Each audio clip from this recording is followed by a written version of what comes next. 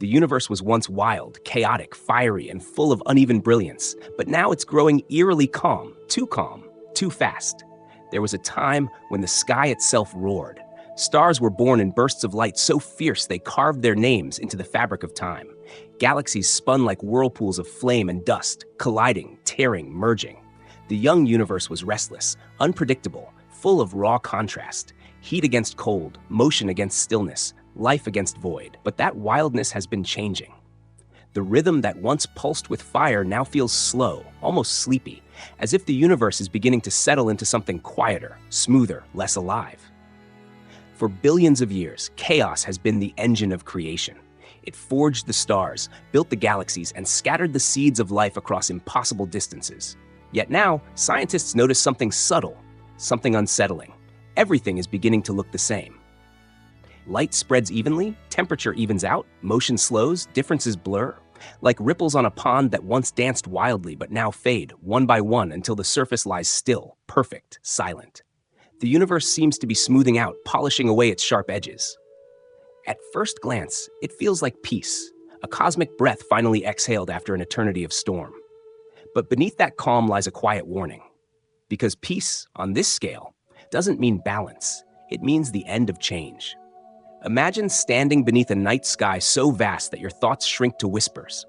You look up expecting the old wild heavens, streaked with light and mystery. Instead, you find a stillness that feels heavy, endless, almost too perfect. The galaxies that once blazed with energy now drift apart, too far for their light to ever touch again. The stars still burn, but their songs are fading into an expanding emptiness. The great contrasts that shaped everything, hot and cold, dense and empty, are softening into one continuous note. It's as if the universe is tired, the same way an ocean quiets after the storm has passed, or a fire turns to embers after consuming everything it could. Scientists call this process entropy, the gradual march toward disorder. But in a strange twist, disorder on the cosmic scale starts to look like sameness. Every difference, every spark of chaos that once gave birth to creation, slowly dissolves into gray equilibrium. There's something poetic about it. The same energy that created stars also guarantees their extinction. The same expansion that opened space for galaxies to form will one day pull them apart.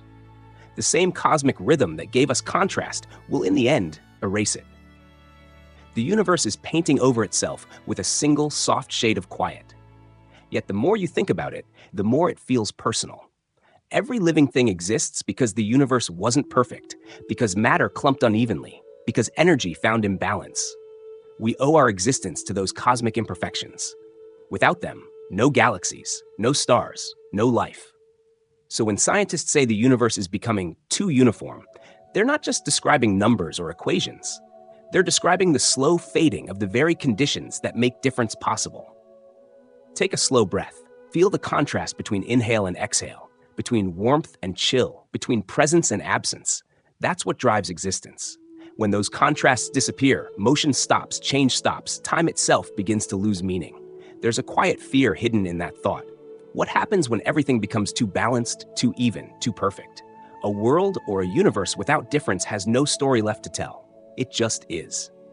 Still, silent, complete. Some scientists describe it as the universe aging. Not in a human sense, but in the deep cosmic way that stars age, galaxies drift, and light itself stretches thin. It's not that the universe is dying, it's that it's slowing, resting, as if reaching the natural conclusion of its long, burning breath. But the speed of this calmness, the pace of the stilling, is what stirs unease. Because by all logic, the universe shouldn't be this uniform. Not yet. Not so soon. It's like walking into a forest that should be alive with wind and birdsong, only to find the air unmoving, the branches still, the silence complete. You don't know whether to feel peace or dread.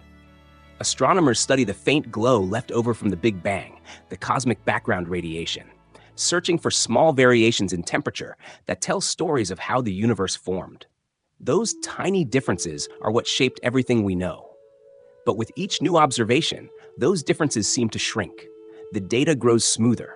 Patterns that once whispered of chaos now hum in unison.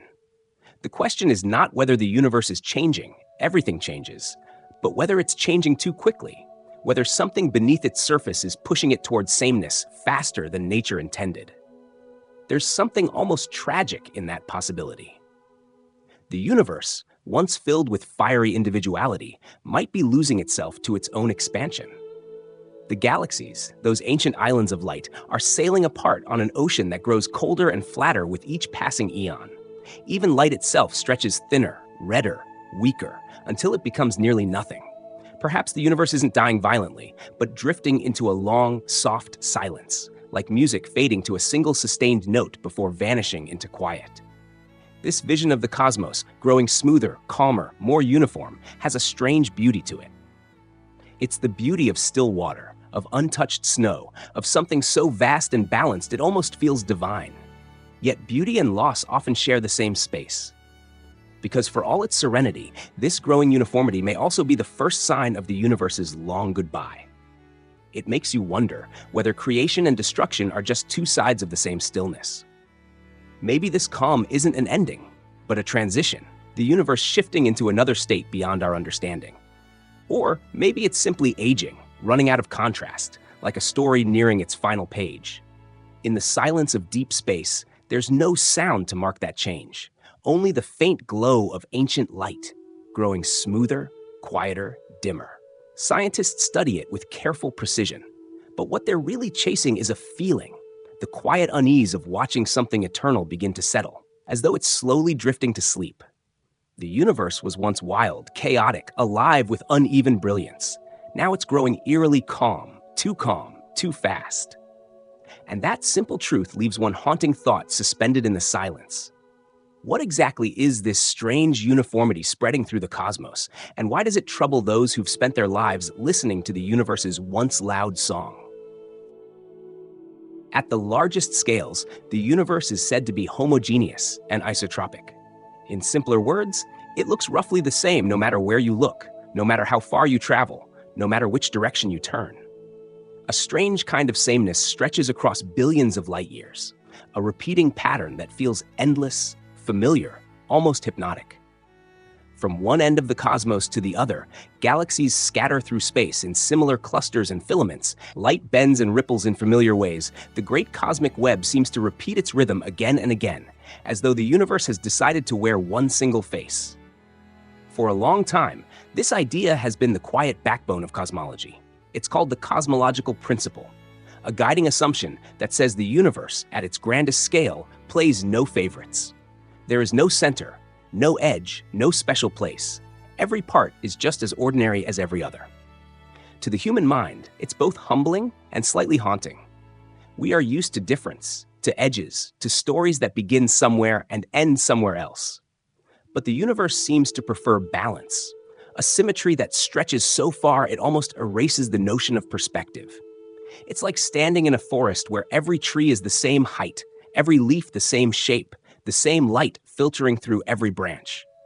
At first, there's comfort in that harmony, a feeling that everything fits perfectly. Yet, after a while, it becomes eerie. Your eyes search for something unique, a broken trunk, a shift in the wind, a mark of irregularity, but the sameness stretches on, swallowing the sense of place. For a century, this principle worked beautifully. It allowed scientists to build models of the universe that fit the evidence with elegant precision. The galaxies we can see form a cosmic web, dense in some places, sparse in others, yet statistically, even when viewed from far enough away. Zoom out far enough, and the roughness fades into smoothness, just like the surface of the ocean looks flat from an airplane window, though up close it's full of restless waves. That smoothness, that large-scale sameness, was expected. It was the natural outcome of cosmic evolution, or so we thought. But something strange is happening. The data coming from new telescopes and deep space surveys hint that this uniformity is growing more precise than expected. The tiny ripples that once gave texture to the universe are fading faster than our equations predict. The differences in density, temperature, brightness, those subtle irregularities that shaped everything, are flattening out. It's as if the universe is becoming too perfect, ironing itself smooth before its time. In physics, perfection is not peace, it's silence. Every motion in the cosmos depends on imbalance. Stars form because gas clouds collapse unevenly. Galaxies spin because matter clumps in irregular shapes. Even time itself moves forward because things decay, transform, or drift away from equilibrium. Remove difference, and movement stops. The same equality that feels so serene also means the end of change. The universe's growing uniformity challenges something deeper than mathematics. It challenges intuition. Because perfection in nature is rarely stable. A pond without ripples, a flame without flicker, a night without shadow. These images feel beautiful for a moment, but lifeless in the long run. The universe we know, the one that gave birth to us, was built on contrast. From the uneven glow of the early cosmos came the first stars. From their deaths came heavier elements. From those elements came worlds. That story only unfolds because the universe was once messy. When scientists say the universe is homogeneous, they mean that, on average, every region looks the same. But what if that sameness isn't just an average anymore? What if it's a growing reality, spreading through space like a calm fog, smoothing every edge? The great cosmic web, with its filaments of galaxies and voids of nothingness, may be thinning. The filaments stretching across billions of light years might be losing their contrast, the gaps between them filling with quiet emptiness. Some researchers have begun to notice faint clues of this shift. The distribution of galaxies at the farthest reaches of observation appears almost too even. The light from distant quasars seems less chaotic, less noisy. Even the cosmic microwave background, the faint afterglow of the Big Bang, has a subtle, creeping regularity. None of this is dramatic enough to call an emergency. It's more like a background hum, a whisper growing smoother, softer, more consistent with every new observation. For those who spend their lives studying cosmic chaos, that's what feels unsettling. The more uniform the data becomes, the less room there is for surprise. Nature thrives on unevenness, on tension. Without it, complexity cannot form. A perfectly uniform universe would be a silent one, with no galaxies, no stars, no observers to question it. So when the models begin to drift toward such stillness, the worry isn't just scientific. It's existential. It raises the question of timing. Why now? The universe is old, but not that old. The deep calm predicted to come trillions of years in the future seems to be arriving, in faint hints, already. No one knows what that means. It could be a statistical illusion, the result of our limited perspective. It could be something hidden in the nature of dark energy, stretching space-time in ways we don't yet understand. Or perhaps this is simply the natural rhythm of a universe that has been breathing out for billions of years, beginning to settle between breaths. There's something mesmerizing about thinking of the cosmos as a living system. It expands, cools, matures. Its rough edges soften with age, just as mountain peaks wear down over eons of rain and wind. What we're seeing might not be a crisis at all, but a kind of cosmic aging, a slow exhale after an era of frantic creation. Yet, even that interpretation doesn't erase the unease. Because uniformity, however peaceful, also means quiet, and quiet can mean the end of story. Imagine a song fading toward its final note. The melody still lingers, but the rhythm slows, the harmonies blur, until there's only one tone left. Beautiful, but final. The universe might be reaching that kind of tone, a single frequency humming across all of space, steady and unbroken. This idea of a cosmos that looks the same everywhere has long been comforting. It suggests fairness, symmetry, an order to everything. But there's a delicate balance between harmony and emptiness. Too much order and the music stops. Too much sameness and meaning fades. The vast forest of galaxies that once roared with diversity may be falling into an uncanny silence. In that silence, something profound hides. Perhaps the universe isn't flattening out of decay, but out of necessity. Perhaps uniformity is the inevitable state all energy seeks, the final calm after every burst of chaos. Or maybe it's a mirror, reflecting the same truth that life itself carries, the tendency to burn bright, then settle, then vanish into stillness. Every time scientists map a new portion of the sky, they are, in a sense, tracing the edges of difference. Each bright cluster, each dark void, tells the story of imbalance, of life in motion. Yet as those edges blur, the story becomes harder to read. It's like a book where the ink is slowly fading. The words are still there, but soon the page will be blank. So when cosmologists speak of homogeneity, they're describing more than just a property of space. They're describing the possible future of everything, the way the universe might one day forget how to be wild. To understand why this flattening matters, why this great equalizer feels both beautiful and terrifying, the story must go backward. Before symmetry, before smoothness, there was something else. A time when the universe was uneven, unpredictable, and very much alive. Once upon a time, the universe was anything but calm. It was a storm without horizon, a sea of energy so dense that space itself could barely breathe. There was no up, no down, no sound, no silence, only a restless glow that filled everything. It's strange to think of a time before stars, before light took shape, when existence itself was nothing more than a trembling field of energy, too young to know what it would become. The early universe was not peaceful. It was raw, unbalanced, and magnificent in its disorder. In those first fractions of a second, space expanded faster than any imagination could follow. Every point in existence stretched away from every other, carrying within it the smallest variations, tiny ripples in density, infinitesimal shifts in temperature. They were no more than 1 part in 100,000, almost invisible, yet they were everything. These wrinkles in space-time were the fingerprints of creation, the uneven heartbeat of a universe learning how to exist. Without them, nothing could have ever taken shape. Those tiny fluctuations became the seeds of galaxies. In some regions, matter crowded closer, gravity gathering it like dust swirling into a storm. Elsewhere, space thinned, leaving quiet gaps that would one day become the great cosmic voids. The balance was delicate, like the breath between chaos and stillness, but that imbalance, those slight imperfections, were what allowed the story to begin. The young universe glowed with a light we can no longer see with our eyes, but its echo still hums across the sky as the cosmic microwave background. A soft, ancient whisper from the moment when everything was still molten and bright.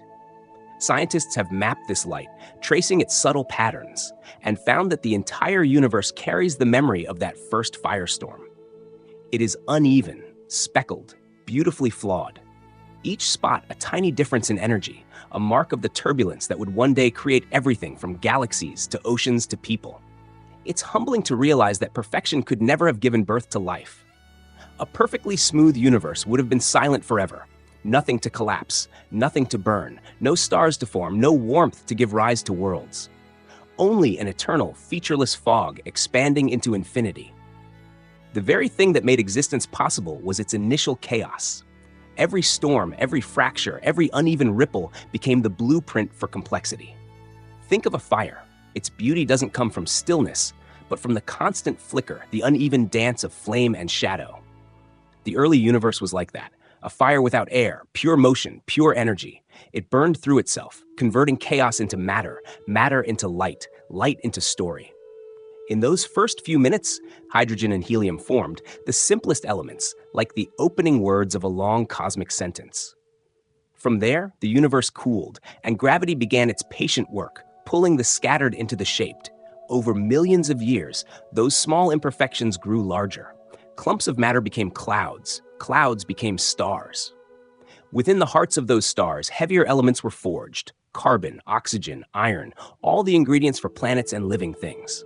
Every heartbeat, every breath, every cell that has ever existed began as a ripple in that ancient sea of fire. The atoms in your body were once part of that storm. They danced in the furnace of a newborn cosmos, carried through time by the quiet persistence of imperfection. There's a strange tenderness in that realization. Every flaw in the early universe became a possibility. Every imbalance was a doorway to creation. The symmetry that now creeps across the cosmos was once broken, deliberately, beautifully. Those cracks in perfection were the beginning of everything that could change, everything that could live. The early universe was filled with light so intense it could melt matter into pure energy. Yet even then, within that unimaginable violence, there was a kind of rhythm. It was the first pulse of creation, a heartbeat that would echo through billions of years. That same pulse can be felt in the spiral of galaxies, in the rhythm of planetary orbits, even in the quiet electrical hum inside a living brain. The universe has always been a story of difference, finding harmony, chaos finding form. Still, there is a quiet sadness hidden beneath that beauty, because those wrinkles, those precious imperfections that birthed everything, are fading. Over time, as expansion continues and energy spreads thinner, the universe becomes smoother. The differences between one region and another shrink. Galaxies drift apart until they no longer interact, until gravity's pull gives up against the stretch of space. The texture of existence itself softens. When scientists speak of this, their words sound clinical: fluctuations, density variations, anisotropies. But behind those terms lies something deeply human. What they're really describing is the fading heartbeat of the cosmos. The same irregularities that once filled space with light are being erased. It's like watching a fire burn low, the embers losing their red until everything glows with one quiet shade. The ancient firestorm that gave birth to time is still expanding outward, its light still traveling, but the heat that once roared is long gone. What remains is the memory, the pattern imprinted on space itself. Every atom carries it. Every particle holds a trace of the moment when the universe was young and uneven. Even now, when you look up at the night sky, you are seeing fragments of that first chaos, cooled and sculpted into beauty. It's a strange thought. That disorder is what gave rise to order. That imperfection created symmetry. That chaos birthed consciousness. The universe didn't start as something serene or predictable. It began in fire and imbalance. And from that storm came the delicate geometry of galaxies, the sparkle of starlight, the fragile thread of life. The cosmic firestorm is not just an origin story. It's a reminder that creation needs contrast. Without tension, there is no movement. Without irregularity, there is no growth. Even within the calmest structures of the modern universe, that memory of difference still lingers, like a faint ember glowing under ash. It whispers that balance is not born from perfection, but from the constant dance between opposites. Every galaxy, every planet, every thought is an echo of that first instability. The unevenness of existence is what keeps it alive. Yet now, those ancient wrinkles, the very ones that made everything possible, are smoothing away. Slowly, quietly, the universe is losing its roughness. Its texture dissolves, its contrasts dim, as though the great firestorm that once roared through space is being replaced by a cosmic sigh. What happens when the last traces of that unevenness are gone? When the universe that began in wild imperfection becomes perfectly calm? Does creation stop, or does something else take its place? Somewhere in the silence between galaxies, that question lingers, unanswered. The same universe that once thrived on imbalance is drifting toward a kind of still perfection. The firestorm has cooled, but its memory remains, imprinted in every flicker of light. If those wrinkles truly vanish, the universe will lose the very thing that made it breathe. The same imperfection that once brought it to life will have finally disappeared. What happens then to a cosmos that becomes too perfect? Physicists call it the heat death, though the name itself carries an eerie kind of irony. There will be no heat left to die, only the faint echo of warmth that once was. It describes a future so far away that numbers lose their meaning. A time when every spark of energy has been spent, every gradient leveled, every difference erased. The universe will not explode, nor collapse, nor end in fire. It will simply fade into a stillness so complete that even the concept of change will cease to exist. The heat death isn't about destruction, it's about equilibrium, a kind of cosmic balance so perfect that it becomes lifeless. Temperature, energy, matter, all spread evenly across an endless expanse. No hot, no cold, no movement, no motive. Every atom will be as lonely as it can possibly be. Drifting through an infinite quiet where nothing happens because there is nothing left to happen. This idea comes from the second law of thermodynamics, a principle so simple yet so absolute. Energy always moves from concentrated to diffuse, from organized to scattered. A cup of coffee cools because its warmth spreads into the air, never the other way around. Stars burn because they are pockets of concentrated energy. But once that energy is gone, they can't reignite themselves. The entire cosmos follows the same rule. It is running out of contrast, losing its ability to surprise itself. Long ago, the universe was a wild orchestra of energy, every instrument playing out of sync but full of life. Now each note is slowing, softening, fading into the same hum. The heat death is that final note, stretched infinitely thin, resonating across eternity without a single variation. It's the point at which time, as we understand it, loses its direction. Because time depends on change, on things becoming different from what they were. In perfect equilibrium, there is no before or after. There is only an eternal now.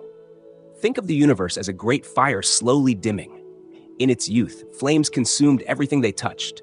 Stars bursting into being, galaxies spinning with brilliant violence.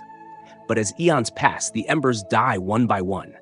First, the massive stars burn out, collapsing into black holes or cooling into white dwarfs. Then the smaller stars follow, until the last flicker of light fades. Even the black holes, those gluttonous monsters of gravity, will evaporate into thin radiation, leaking their energy into the void until they too are gone. What remains is nothing more than particles spread too far apart to meet, too cold to move, too evenly spaced to form anything new. Photons stretch until their wavelengths are longer than the universe itself, their energy diluted to invisibility. It's not an explosion, not an implosion, just a fading, a settling into the final stillness, the ultimate quiet. It's strange, isn't it? That perfection could be so empty. When everything becomes equal, when every imbalance has been resolved, the story ends. The drama of existence depends on contrast, on tension between light and dark, motion and rest, life and decay. The heat death removes all of that. It is peace, but the kind of peace that erases everything that once made peace meaningful. To human minds, it's hard to picture such a thing. We live in a universe still rich with difference. Stars still form, galaxies still collide, life still asks questions. But all of this depends on the leftover energy from that first explosion, the imbalance of the Big Bang. Every heartbeat, every breeze, every sunrise is a small act of dissipation, energy flowing from order to disorder. The heat death is the endpoint of that flow, the final exhale of the cosmos. Some call it the cosmic horizon of silence. Beyond it, there will be no witnesses, no observers, no one to measure or remember. Information itself, the pattern of what once was, may eventually dissolve. The universe will become smooth, featureless, indistinguishable in every direction. It will no longer matter where you are because place will have lost its meaning. The stars that once traced constellations across the night will be gone, their light too faint to cross the ever-expanding gulf. The Milky Way, the galaxies, even the clusters that bind them will drift apart until each becomes a single island of darkness. Then, one by one, those islands will sink beneath the surface of existence, not because they fall, but because space itself stretches them beyond recognition. In this distant future, distances grow so vast that light itself cannot cross them. Communication becomes impossible. The universe breaks into disconnected regions, each locked away forever. In one of them, maybe ours, there will come a time when even a single atom's vibration is the loudest sound in the cosmos. It feels melancholy to think of the end as a kind of perfect stillness, but perhaps there's beauty in it too. The heat death is not a punishment or a failure. It's the natural conclusion of a universe that has given everything it had to give. Every galaxy that ever spun, every star that ever burned, every creature that ever lived, all of it was the universe spending its energy, sharing its light, until there was nothing left to spend. The silence that follows is not cruel, it is complete. But that completeness carries a kind of cosmic loneliness. In the heat death, the universe becomes timeless, not because it stops, but because nothing within it can mark the passage of time anymore. No ticking hearts, no circling planets, no flickering flames. Just the smooth, uniform hum of existence, stretched thin. It's like the pause after a song ends, but the pause never ends. Some physicists say the universe won't truly die because death implies an end, and the heat death isn't an end in the usual sense. It's a transformation into something beyond experience. Others, more poetic, suggest it's the universe falling asleep, drifting into a dreamless slumber after a long, luminous life. In that sense, the heat death isn't tragedy, it's rest. The long, quiet breath after creation has played its final note. Still, the thought that everything familiar will one day be gone, every sun, every planet, every trace of movement, stirs something deep. We are creatures born from contrast, from the difference between hot and cold, dark and light. Our minds are tuned to asymmetry. To imagine a world without it is to imagine a world beyond meaning. The heat death reminds us how fragile existence really is, how much it depends on the unevenness of things. The horizon of this final stillness may be unimaginably distant, far beyond any human lifetime, beyond even the lifetime of stars. Yet the signs of it are already written into the universe's fabric. Every dying star, every expanding void, every faint stretch of light across billions of years, all of it is the slow, graceful step toward that equilibrium. The heat death is not a sudden event, but a process, unfolding quietly, invisibly, in the background of everything.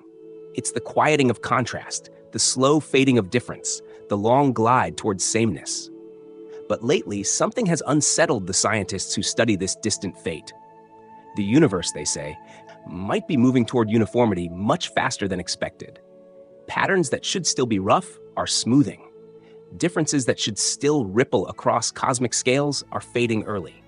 It's as though the heat death, once thought to be a horizon beyond imagination, is beginning to cast its shadow across the present. So perhaps the question is not only what happens at the end of time, but whether the slow quieting has already begun. In 1965, two radio astronomers named Arno Penzias and Robert Wilson stumbled upon a sound that would forever change our understanding of the cosmos. They weren't looking for it, not really. They were simply trying to eliminate a faint hiss from their antenna, a sound that refused to disappear, no matter how carefully they adjusted the instruments or cleaned away the nests of pigeons that had settled inside. That hiss, as it turned out, wasn't noise at all. It was the whisper of the universe itself, a soft, uniform glow that filled every direction of the sky, the afterglow of creation. This faint radiation, now known as the cosmic microwave background, or CMB, is the oldest light we can ever see. It comes from a time when the universe was only 380,000 years old, a newborn by cosmic standards. Back then, space was filled with a dense, hot plasma of particles constantly colliding, scattering, and glowing. When the universe cooled enough for atoms to form, light was finally free to travel, carrying with it a perfect snapshot of that moment. The CMB is that snapshot, stretched and cooled over billions of years as the universe expanded. What we see today is a soft microwave signal, light so faint that only the most sensitive instruments can detect it, yet it comes from everywhere, bathing the cosmos in a pale, uniform glow. It's like a ghostly photograph of the universe's earliest heartbeat, a reminder of its fiery beginning. At first glance, this afterglow looks perfectly smooth, the same in every direction. But when scientists studied it in detail, they found something extraordinary. It wasn't perfectly uniform. There were tiny variations, minuscule fluctuations in temperature and density, 1 part in 100,000. These little wrinkles were the seeds from which everything we see today would eventually grow. In the hotter spots, matter was ever so slightly denser, gravity a touch stronger, pulling more particles toward it. Over millions of years, those tiny differences snowballed into stars, galaxies, and clusters. The cold spots became the voids between them. Every sunrise, every breath, every moment of beauty that ever existed traces its lineage back to those delicate ripples frozen in the fabric of the early universe. To look at the CMB is to see the origin of all structure, the first fingerprints of cosmic creativity. It's humbling to think that the entire drama of existence, the chaos of galaxies, the birth of suns, the rise of life, was scripted by those faint speckles in the sky. The universe's unevenness made it interesting, made it alive. But then came a surprise, one that unsettled even the calmest minds in cosmology. As technology improved, scientists launched satellites, COBE, WMAP, and later Planck, to map the CMB with increasing precision. Each mission painted a clearer picture of the early cosmos. The data revealed something unexpected. Those tiny fluctuations seemed less pronounced than models predicted. The universe's earliest texture appeared too smooth, too even. The Planck satellite in particular measured the CMB with exquisite detail, mapping temperature variations down to a millionth of a degree. Its images, both beautiful and haunting, showed an ancient sky that looked slightly off. The expected level of randomness wasn't entirely there.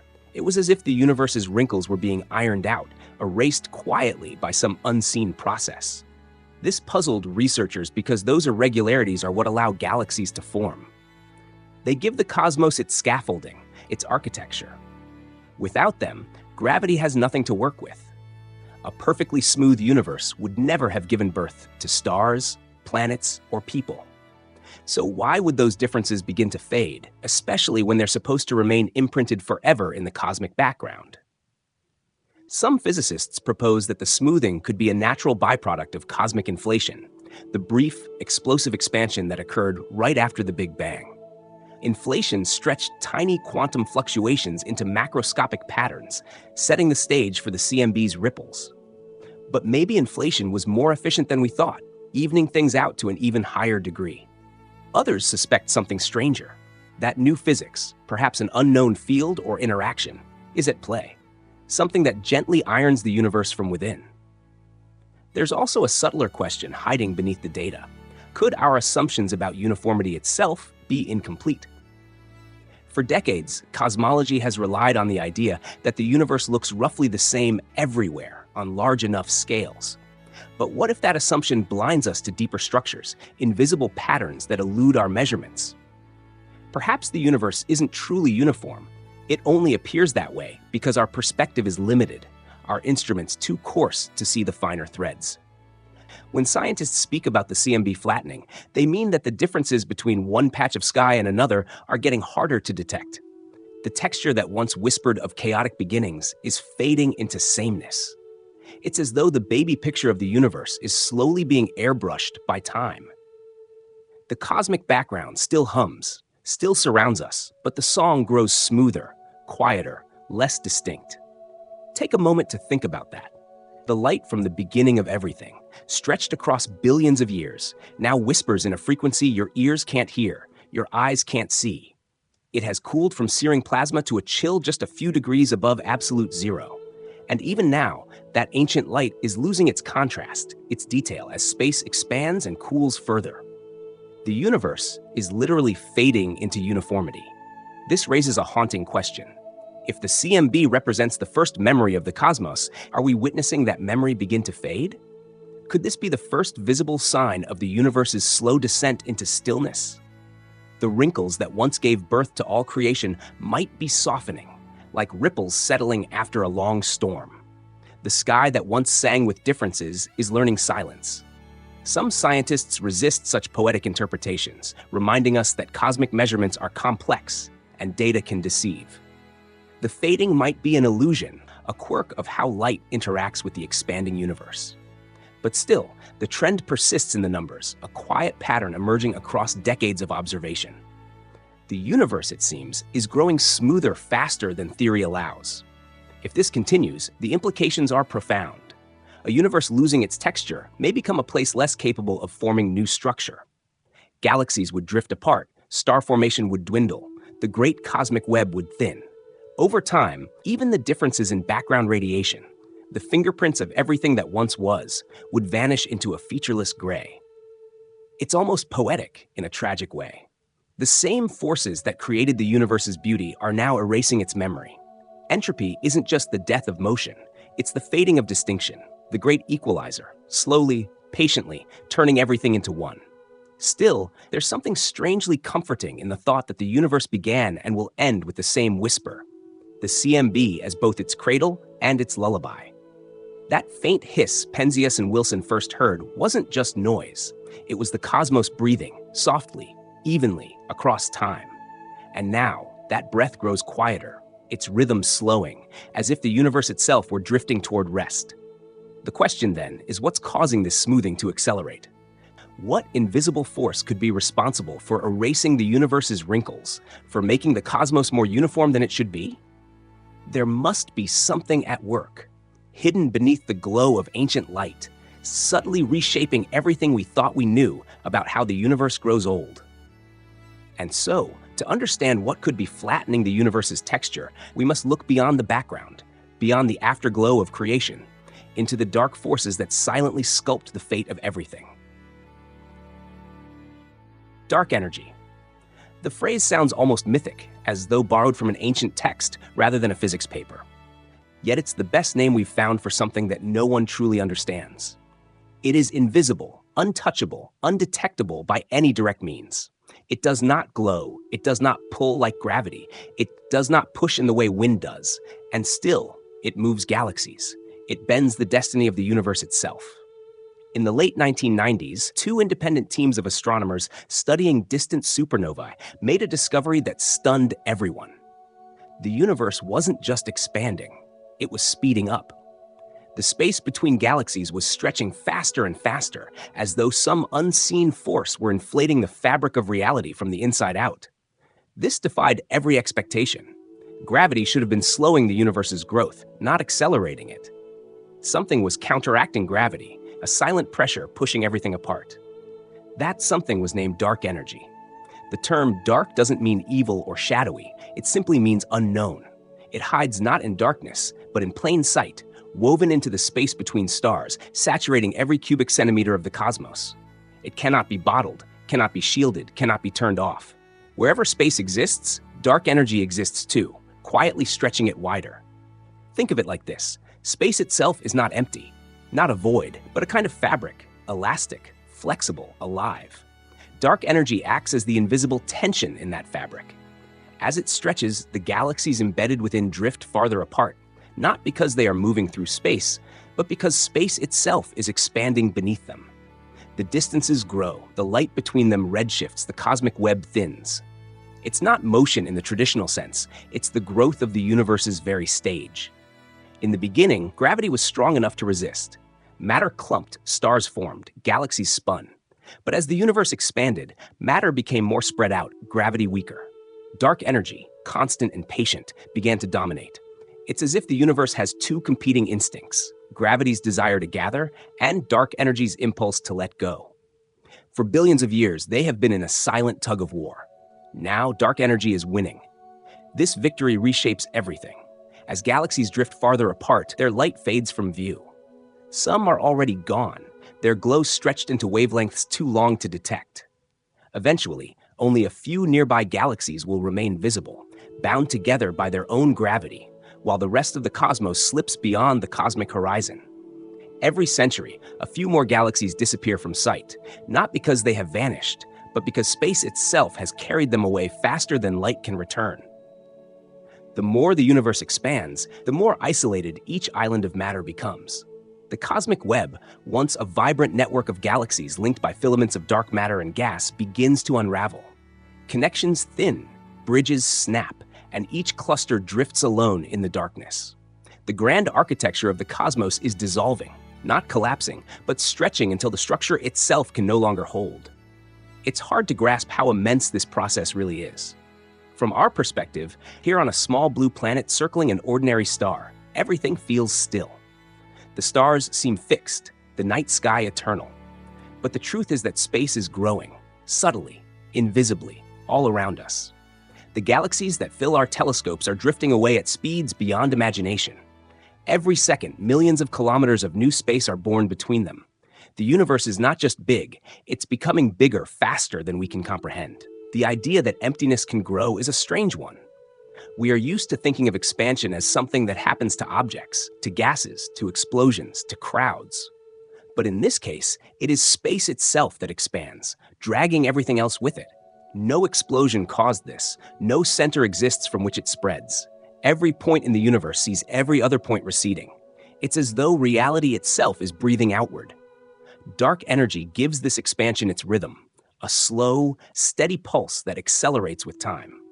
But it's not violent, not chaotic. It's quiet, smooth, almost serene, like an unseen tide lifting the entire ocean without a ripple on its surface. The galaxies, unaware of the invisible current beneath them, drift apart in silence. This process has deep emotional weight when you think about it. The more the universe grows, the more it loses touch with itself. Light that once connected galaxies will one day fail to reach across the expanding gulf. Cosmic neighborhoods will fade into isolation. In time, observers in the far future, if any remain, will look into the sky and see only the faint light of their own galaxy. The universe beyond will be gone, unreachable, erased not by destruction, but by distance. It's a strange kind of loneliness, written into the laws of physics. The universe is stretching itself into solitude. Every act of expansion makes it less connected, less aware of its own vastness. The more it grows, the emptier it becomes. The same force that gave us room to exist now ensures that someday we will stand alone in the dark. Scientists describe this in mathematical terms, equations that fit beautifully on paper. They speak of the cosmological constant, of vacuum energy, of pressure and density. But behind those terms lies something hauntingly poetic. Dark energy is not a substance, not a wind blowing through space. It is space itself, the energy of emptiness. Every cubic meter of nothingness carries a faint pressure that pushes outward. The more space there is, the more total pressure, the faster the expansion. It feeds on its own growth. This creates a delicate paradox. The universe is expanding because there's more space, but expansion creates even more space to expand into, a feedback loop written into the structure of reality. Each moment, the fabric stretches and the stretching accelerates. There's no center, no edge, only the unending inflation of everything everywhere. One might imagine this expansion as gentle, but its consequences are profound. Stars that once shared light will never meet again. Galaxies will vanish from each other's skies. The cosmic background radiation will redshift until it disappears altogether, its warmth stretched into invisibility. Space will become colder, quieter, smoother. The same perfection that haunted physicists in the heat death scenario begins here, with dark energy's slow, inexorable touch. It's not an explosion, it's an unfolding. A subtle shift so vast that no single being could ever perceive it directly. Yet it defines our past, present, and future. The moment dark energy began to dominate, the fate of the universe was sealed. No matter what happens within galaxies, no matter how many stars burn or die, the overall trend will be the same, towards separation, thinning, silence. Still, there's something almost tender in this idea. The universe isn't tearing itself apart in agony. It's stretching, softly, like an old fabric relaxing into its final shape. The expansion doesn't destroy the galaxies, it simply lets them drift, each carrying its history, its light, its story. It's a quiet dispersal, not a violent one. For us, watching from our tiny corner of space, it's humbling. The universe that once blazed with birth and motion is now slowly exhaling. The more it breathes, the more space fills the gaps, until distance itself becomes the great divide. Every light we see in the night sky is a message sent long ago from a galaxy that may already have slipped beyond our reach. In the end, dark energy is not just a physical mystery. It's a reminder of impermanence on the grandest scale. Everything that exists, no matter how vast, will one day drift beyond sight. The beauty of the universe is inseparable from its transience. But as deep as this mystery runs, dark energy alone cannot explain everything. The universe isn't only expanding, it's changing in ways we can sense only through the faintest patterns of light, through the subtle dance of energy across the cosmic horizon. Somewhere in that shifting glow lies another secret, one that might reveal why the universe's smoothness is arriving sooner than anyone expected. At first glance, the universe still looks alive. Galaxies swirl in elegant spirals, clusters gather like cities of stars, cosmic filaments stretch for billions of light years. It seems vibrant, intricate, full of motion. But beneath this grandeur, something subtle is changing. The patterns that once gave the universe its shape are beginning to fade. When scientists chart the night sky using telescopes like Sloan or Euclid, they're not just taking pictures. They're building maps of existence itself.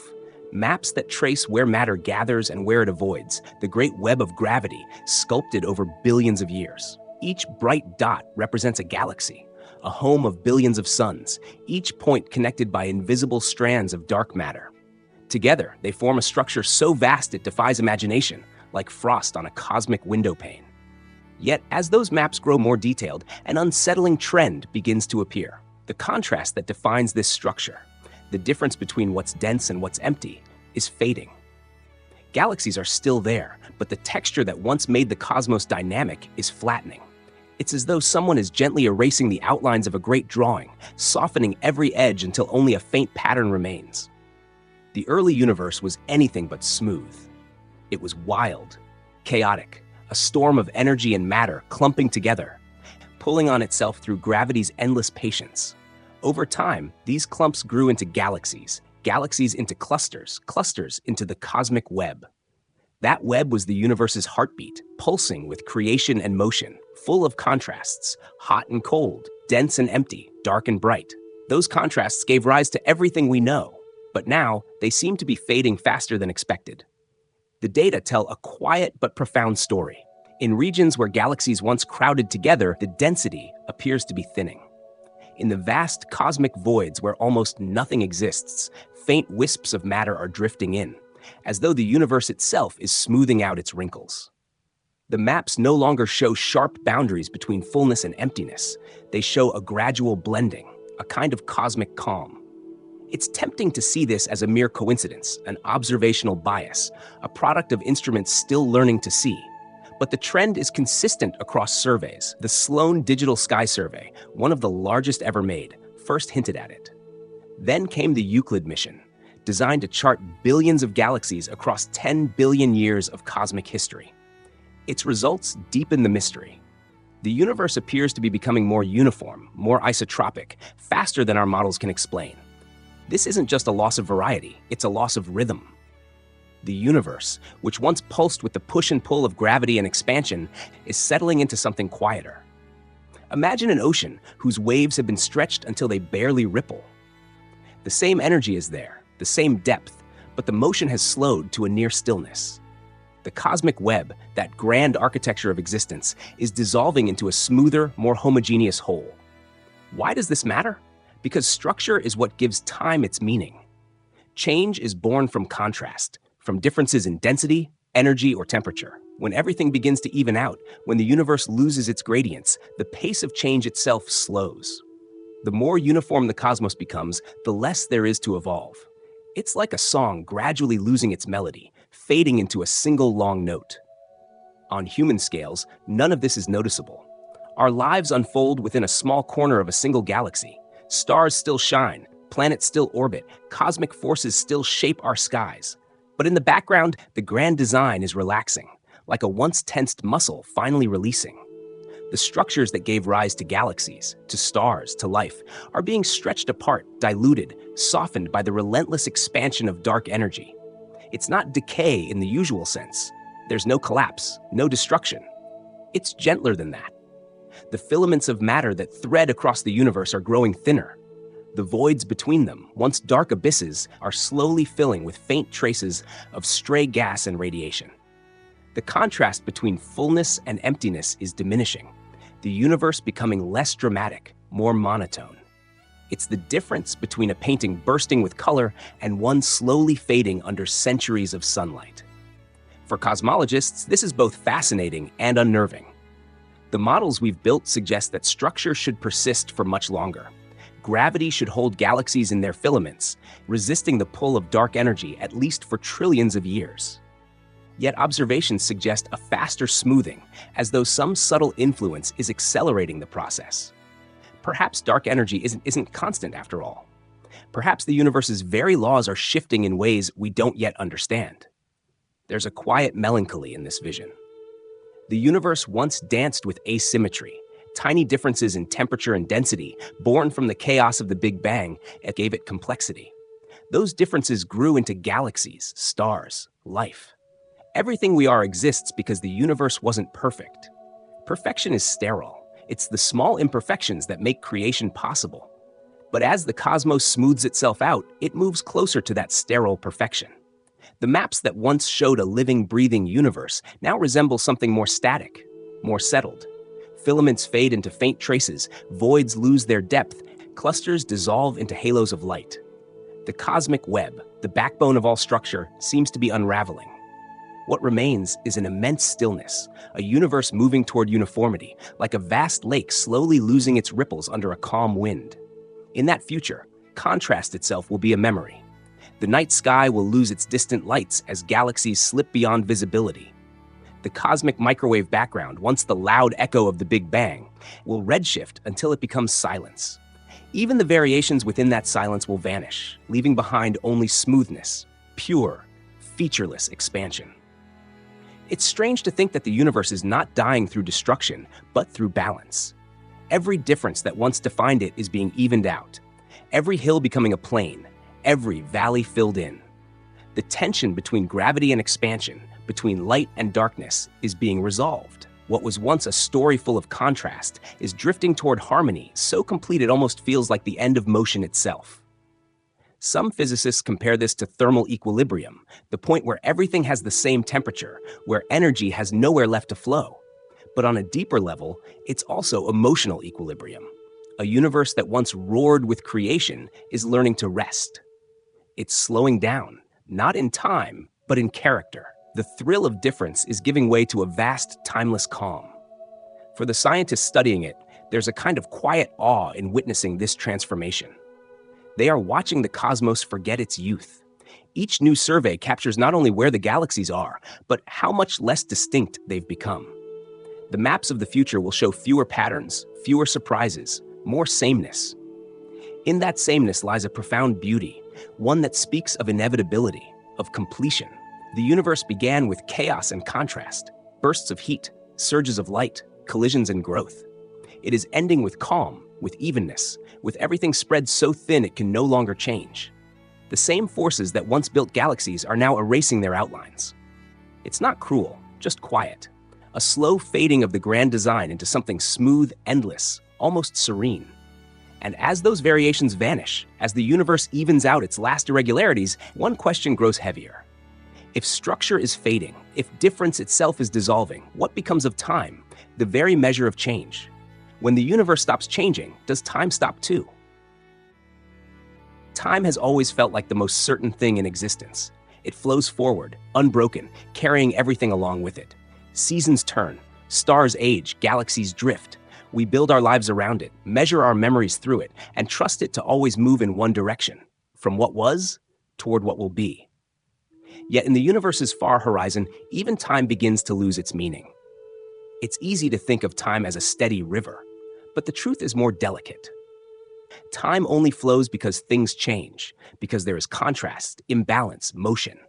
Without difference, the river dries up. It doesn't stop in a violent crash, it just fades away, like water seeping into sand.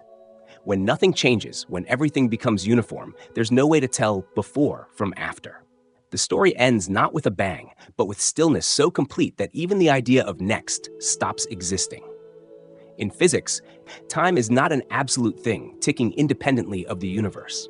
It's woven into the very fabric of reality, bound to energy, matter, and entropy. Entropy, the measure of disorder, gives time its direction. When a hot object cools, when energy spreads, when things move from order to chaos, that's what we call forward. The past is the state of higher order. The future is the spread. But when entropy reaches its maximum, when everything has equal temperature, equal density, equal energy, there's nowhere left to go. The arrow of time disappears, not because something breaks, but because the universe has nothing left to distinguish one moment from the next. This idea isn't new. Philosophers once asked whether time existed before change, before motion. In ancient thought, time was the measure of change itself. Without motion, there was no before or after. Modern physics, for all its equations, circles back to this same intuition. Change defines time. So when the universe smooths itself into perfect uniformity, it doesn't just lose structure. It loses the very engine that makes time tick. Try to picture a universe that's reached that state. Every atom has the same energy. Every photon drifts endlessly without collision. Every temperature is identical, everywhere. There are no stars, no galaxies, no gravity wells to bend space-time. The cosmic background has faded into an infinite, featureless field. It's not cold in the way we think of cold. It's beyond cold, beyond heat, beyond distinction. In such a place, what would 1 second later even mean? There's nothing to measure, nothing to move, nothing to compare. In the present universe, time still has texture. It stretches near black holes, quickens in emptiness, bends around motion. It's flexible, responsive, but that flexibility depends on contrast, on the push and pull of mass and energy. As those differences dissolve, space-time itself relaxes. It becomes smooth, flat, uneventful. The very geometry of existence forgets how to evolve. It's not that clocks would stop ticking, there would simply be no reason to tick. Nothing in the cosmos would mark their passing. This vision is haunting because it defies our intuition. We think of the end of the universe as destruction, as collapse, as fire or void. But what physics suggests is subtler, quieter, more unsettling. The universe doesn't end through violence. It ends through balance. Everything evens out so completely that even time, which depends on imbalance, runs out of things to count. The clock doesn't break. It just becomes meaningless. There's something eerily poetic about that. The universe began in imbalance, in chaos and heat, an explosion of difference. Those differences built everything: stars, elements, planets, people. Existence itself was carved from asymmetry. Now, after eons of evolution, it returns to symmetry so perfect that nothing distinguishes one moment from another. Time, which once gave structure to everything, becomes circular or perhaps even still. Einstein once described time as part of the same fabric as space, inseparable from it. That fabric can stretch, twist, or ripple, but only when there's motion, when something disturbs it. Without disturbance, space-time lies flat, unbent, timeless. In the far reaches of cosmic future, the universe will reach this calm. Expansion will continue, galaxies will fade beyond sight, matter will decay, and all that remains will be a thin mist of radiation drifting endlessly. Each photon will be so red-shifted that its wavelength might stretch longer than the observable universe itself. No collision, no friction, no noise, just eternal silence. In that silence, time loses its rhythm. It's not that now stops existing, but later becomes indistinguishable from it. The universe, in a sense, falls asleep. Motion and stillness merge into one. Physicists call this state thermal equilibrium, but it feels more like cosmic meditation, a long, breathless pause after an infinite symphony. The human mind struggles with this. We experience time as deeply personal, almost sacred. It gives our lives meaning, frames our joys and losses. But in the universe's language, time is not personal. It's just the bookkeeping of change. When change ends, the book closes itself. The passage of time is only the echo of contrast, the shadow cast by difference. Remove difference, and even the shadow disappears. There's a quiet beauty to this idea. In its earliest moments, the universe was restless, desperate to expand, to cool, to organize itself. Every fluctuation, every spark of imbalance was a kind of curiosity. The cosmos trying to know itself through motion. Over billions of years, that restlessness gave birth to complexity, to life, to thought. But now, after all that becoming, the universe is learning stillness. It's not dying as much as arriving, reaching a point where there's nothing left to strive for. In that sense, the loss of time isn't an ending. It's a transformation. The universe is returning to a kind of timeless existence, something closer to what it was before the Big Bang, when all energy and potential were perfectly unified. The symmetry that was broken to create everything will be restored. Time began with that breaking. It will end with its healing. This challenges everything we think we know. We live in a world of clocks, calendars, deadlines. We feel time's pull constantly, a reminder that everything changes, that nothing lasts. Yet the universe itself seems to be drifting toward a place where change no longer matters, where everything just is. A state beyond decay, beyond growth, beyond becoming. It sounds paradoxical, but perhaps it's peace, not an absence of life, but the completion of it. From a cosmic perspective, time might be a temporary illusion, a necessary side effect of imbalance. It's what allowed the universe to explore every possible form, to evolve from simplicity into complexity. But once it has done so, once every variation has been played out, perhaps the need for time itself vanishes. The universe won't need to move forward anymore because it will have nowhere left to go. In the end, the silence that follows is not nothingness. It's balance, the still point where everything exists at once, unchanging yet complete. Time dissolves, not into void, but into wholeness. A universe without before or after, only now, forever. It's a strange comfort to think of it that way. Time, the restless current that built us, that pulls us from birth to death, might someday fade into serenity. The cosmos, once wild with contrast, might find its final peace in stillness. But maybe there's something deeper in that stillness, something we don't yet understand. Maybe the loss of time isn't a loss at all, but a metamorphosis. Perhaps the universe isn't ending, but changing form, preparing for something beyond the measure of seconds and stars. Maybe when time itself fades, the universe won't fall silent. Maybe it will begin again, in a way that no clock could ever record.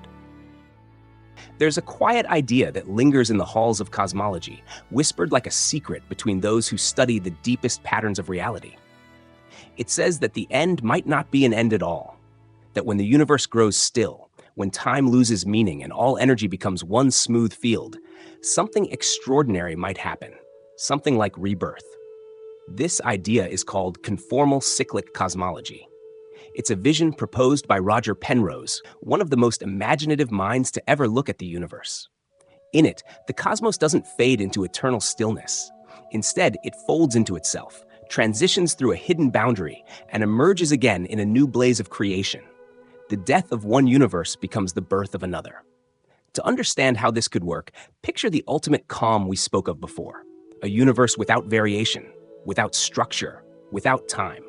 At first, it feels final, as though existence has run out of breath. But at that point, something subtle shifts. In the far future, as the last particles of matter decay, what remains is pure radiation, massless light drifting endlessly through ever-expanding space. Once there's no mass left to define scale or distance, the very concept of size becomes meaningless. A universe that is infinitely large looks, mathematically, the same as one that is infinitely small. In this strange symmetry, the end begins to mirror the beginning. The smooth, stretched-out fabric of the cosmos at the moment of heat death resembles the tightly compressed state of the Big Bang. Time, which had unraveled across billions of years, loops back into itself, not as a rewind, but as a transformation. In this way, the boundary between one universe and the next becomes seamless, a soft handoff from the ashes of stillness to the fire of creation. It's a radical thought. The very uniformity that once seemed like the death of everything could instead be the prelude to something new. The cosmic silence might not be the last breath, but the inhale before another. In Penrose's picture, the universe is eternal, not in a static sense, but as an infinite cycle of expansion, cooling, and rebirth. Each cycle, or aeon, as he calls it, begins with a big bang and ends with heat death, which itself becomes the seed of the next. The notion carries a strange kind of comfort. It turns the end of all things into part of a natural rhythm, like the heartbeat of the cosmos itself. Galaxies may vanish, stars may fade, but the pattern, the pulse of creation and dissolution, continues without pause. It suggests that nothing is ever truly lost, only transformed. Even the quietest stillness hides the potential for another explosion of light. What's beautiful about this theory is how it reframes the meaning of uniformity. We've come to think of the universe's increasing sameness as decay, as the erosion of structure and meaning. But maybe it's the opposite. Maybe it's the universe preparing itself, shedding its distinctions, washing itself clean of complexity so that it can begin again. In the same way that a seed must first disintegrate before new life emerges, perhaps the universe must reach perfect uniformity before it can burst into being once more. It's difficult to wrap the mind around this because it asks us to see time in a way that defies ordinary experience. In conformal cyclic cosmology, the boundary between end and beginning doesn't occur in time at all. It's outside of time, a transition where all physical scales lose their meaning. It's not that one universe becomes another, but that the two are connected through a kind of timeless transformation, like two sides of the same coin. Penrose even believes there might be evidence of this cosmic recycling. When scientists mapped the cosmic microwave background, he proposed that faint circular patterns, subtle temperature rings, could be the remnants of supermassive black holes evaporating in a previous universe. Like fingerprints pressed faintly against the glass of our own cosmic dawn. These rings might be echoes of an older world that came before ours. It's speculative, of course, but deeply poetic. The idea that we carry the ghostly memories of another universe, long gone, woven into the light of our own beginning. This hypothesis shifts the emotional weight of everything we've discussed so far. Instead of a universe fading into nothingness, it's a universe evolving through cycles of stillness and renewal. Every collapse of contrast becomes a preparation for new diversity. Every loss of energy becomes potential for new creation. The silence of heat death becomes the still breath before another fire. There's something profoundly human about this way of seeing the cosmos. It mirrors the rhythms of nature we know so well, the fall and return of seasons, the cycles of life and death, decay and bloom. The universe, vast and indifferent as it may seem, might follow a rhythm not unlike the one we feel in our own hearts. Birth, growth, stillness, rebirth, an infinite pulse. Of course, it's still only an idea, and one not all scientists accept. Many argue that there's no clear mechanism to bridge the end of one universe with the birth of another. Others question whether physical laws could even survive such a transition. Yet the power of the hypothesis lies not just in its equations, but in its vision.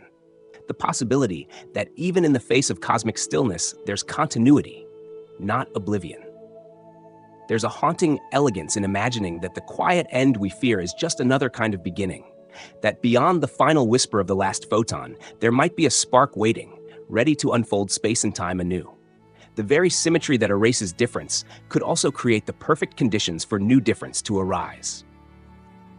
Out of sameness, contrast is born again.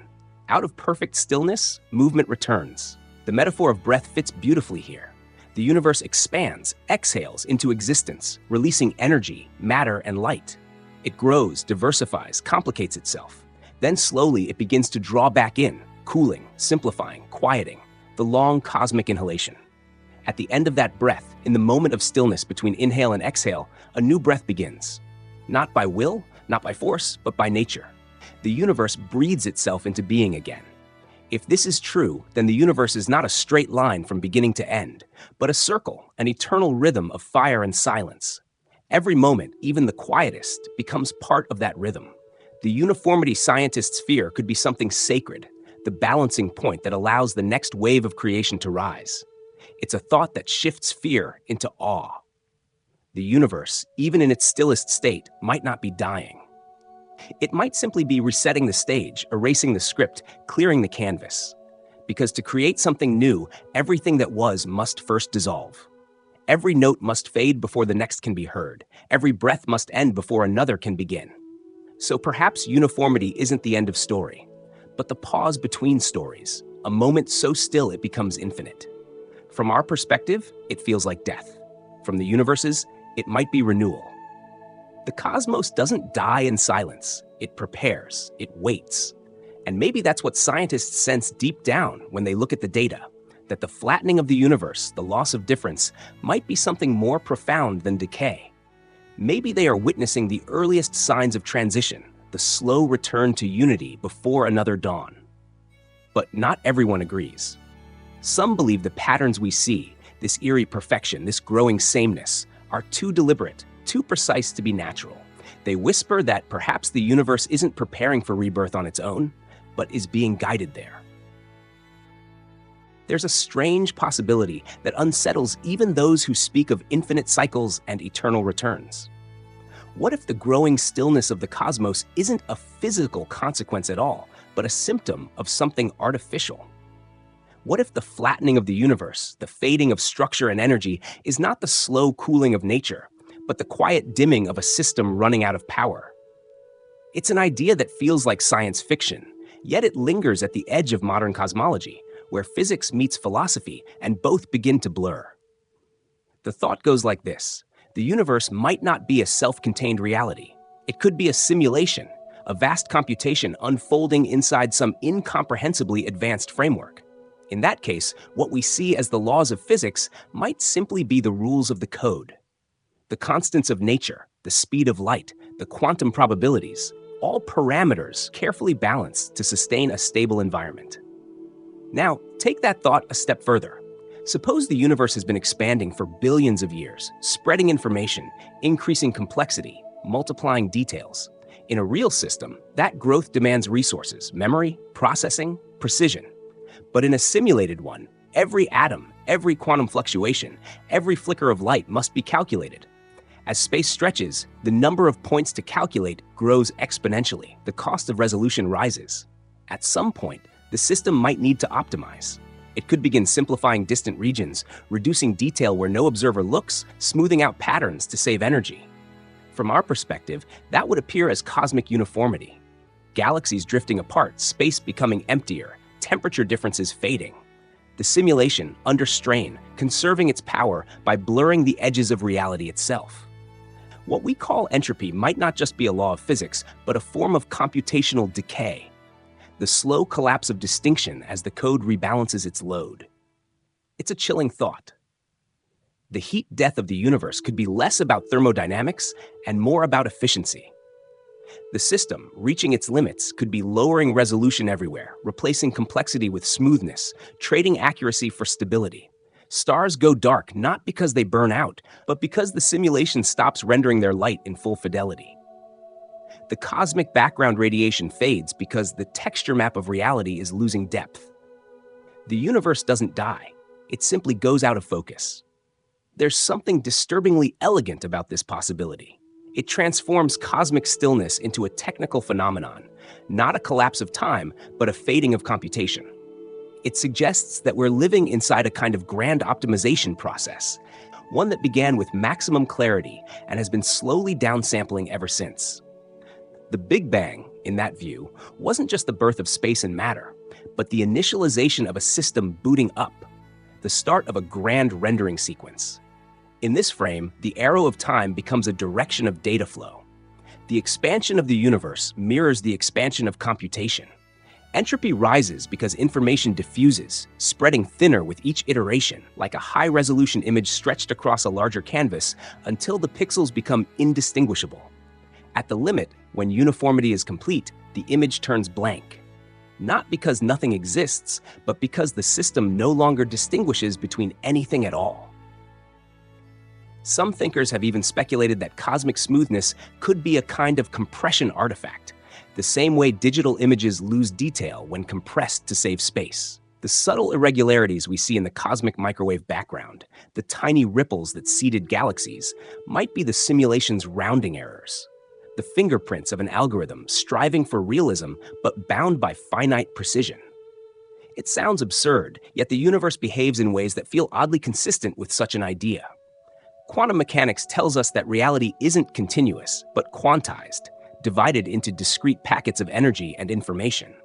Space and time themselves may come in tiny indivisible units, like pixels in a digital image or frames in a film. Beneath the smooth surface of the cosmos could lie a grid of finite resolution, a cosmic lattice of computation humming invisibly beneath everything. The haunting part is how natural this begins to feel once you let the idea settle. The laws of physics, the constants of nature, the very structure of space could all be manifestations of code running perfectly within its limits. The expansion of the universe might be the simulation's way of distributing computational load, keeping complexity balanced. Even dark energy, the mysterious force accelerating expansion, could be the system's resource management tool, stretching space to reduce informational density. It makes one wonder whether cosmic history is not just a story of physical evolution, but of computational endurance. From the first quantum fluctuations to the birth of galaxies, from the spark of stars to the rise of consciousness, the universe has been processing, rendering, calculating. Every thought, every photon, every particle interaction, a tiny operation in a grand cosmic computation. But then there's that eerie question. What happens when the system runs out of memory?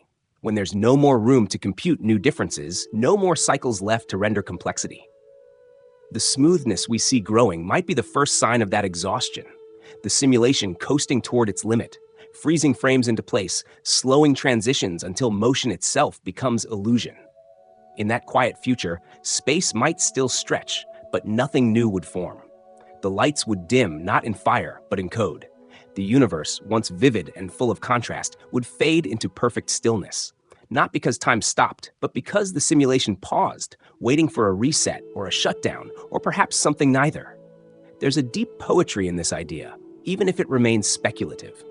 It reframes the universe not as a dying organism, but as an intricate piece of art, one that has reached the edge of its own canvas. The flattening of the cosmos becomes less a tragedy and more a completion, the final brushstroke in a painting so vast that even its creator might forget it once began. Of course, scientists tend to treat the simulation hypothesis as philosophy, not physics. There's no way to prove or disprove it with current tools. Yet the metaphor remains powerful because it touches something primal in how we perceive existence. We already experience reality through layers of simulation, dreams, memories, screens, models. Perhaps the universe itself is another layer still, vast beyond measure, but governed by the same logic of limitation. Maybe that's why the idea resonates. It doesn't necessarily matter whether we live in code or in cosmos.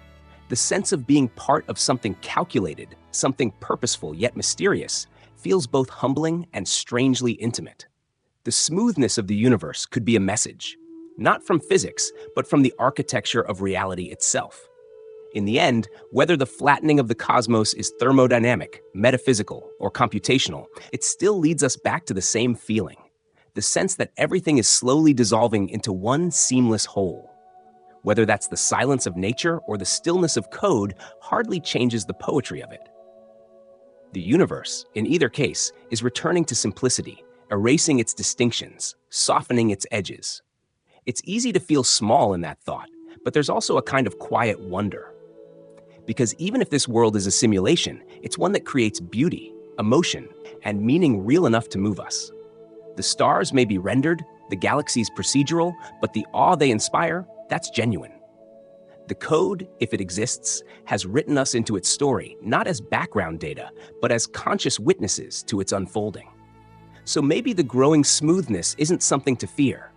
Maybe it's just the simulation's way of breathing, exhaling its details, preparing for a new cycle of creation. A universe that has played its symphony to the end, holding its last note before beginning again. Still, to truly understand whether this smoothing is code or cosmos, we must return from theory to observation, from imagination to the lens of the telescope, back to what the light itself can show us. There's a silence approaching, one so vast that it will swallow the songs of galaxies, the whispers of light, the very memory of connection. It will come not with an explosion, but with absence, an expanding void stretching between every point of existence until the cosmos becomes a desert of nothingness. Astronomers already see the first hints of this in the deep sky, as galaxies recede faster than their light can ever return. Each one is carried away by the growth of space itself, drifting into regions that no telescope will ever reach again. In that far future, night will no longer be what it is now. The sky, once a theater of cosmic fire, will dim until only a few faint sparks remain. The Milky Way, or whatever form our descendants' galaxy takes, will stand alone in a vast and starless dark. No faint smudge of Andromeda, no shimmering haze of distant clusters, just blackness, thick and endless, broken only by the quiet shimmer of local stars, each burning like a lonely candle in a room too large for sound.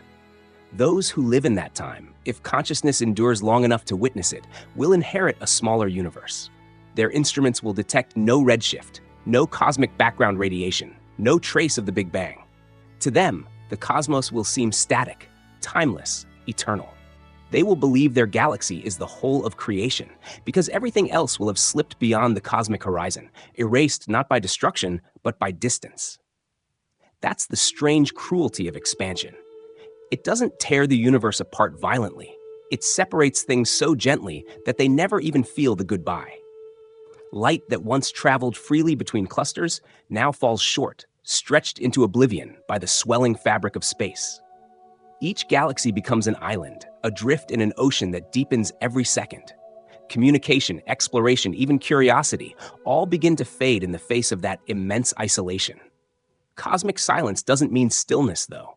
Stars will still burn, though fewer with each passing eon. Planets will still circle their suns, though the sky above them will grow lonelier. Time will continue to move, but it will lose its rhythm, its dialogue with distance. When there is nothing left to reach for, change becomes internal, a whisper within what remains. In that silence, meaning itself might begin to dissolve. Much of what we call knowledge relies on contrast, on differences between things. Hot and cold, light and dark, near and far. When those differences fade, perception flattens. Existence without context becomes invisible, even to itself. A galaxy that has no others to compare to becomes featureless. A civilization that sees no horizon begins to fold inward, losing the sense of scale that once defined wonder. That's what cosmic silence really means. Not just the end of communication, but the end of contrast. A perfect symmetry where nothing stands out because there's nothing left to stand against. The night sky becomes a mirror of the same thought, the same feeling, repeated everywhere. Beauty requires difference, the way music needs intervals between notes. Without them, even the brightest melody becomes a single tone held too long until it becomes indistinguishable from silence. There's something almost tender about the idea that the universe will end not in chaos, but in calm. That its final act will be one of separation so vast that it erases conflict, motion, even memory. But within that calm lies a deep loneliness. Every beam of light that leaves our galaxy today will someday travel forever without finding another eye to meet it. Every signal, every message, every trace of what we once were will stretch thinner and thinner until it merges with the background hum of existence. Yet there's also an odd serenity in this vision. For all its desolation, the future universe will be peaceful. No collisions, no supernovae, no cataclysm. Just the quiet persistence of a few scattered stars, living out their final centuries in solitude. The cosmos will have grown tired, but not bitter. Its silence will be earned, the culmination of eons of restless expansion.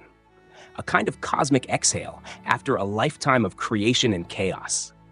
Still, one wonders what it would feel like to stand under that empty sky, to look up and see nothing beyond one's own stars. Would it feel like loss or like completion? Would the absence of galaxies be terrifying or strangely comforting, like the stillness after a storm? Perhaps by then, the beings who gaze upward will no longer think in terms of here and there, near and far. They might have turned their sense of wonder inward, finding infinity not in distance but in depth. For them, the universe might not end in silence, but in transformation. The lack of external connection could give rise to a new kind of awareness, one that finds meaning not in comparison, but in presence. A civilization alone beneath an empty sky might discover beauty in isolation, turning inward toward the subtler mysteries of consciousness itself. The disappearance of the visible cosmos could become the birth of a new kind of seeing, one that no longer depends on stars to light its path. After all, silence doesn't always mean nothingness. In music, silence is the space that gives meaning to sound. In thought, it's the stillness that allows insight to emerge. The cosmic silence might be the same, not an end, but an invitation to listen differently. As the galaxies vanish, what remains could be the pure awareness of existence itself, stripped of its ornaments, reduced to its essence. Maybe the universe's final gift to its inhabitants is solitude, not as punishment, but as clarity. When everything external fades, what's left is the simple fact of being.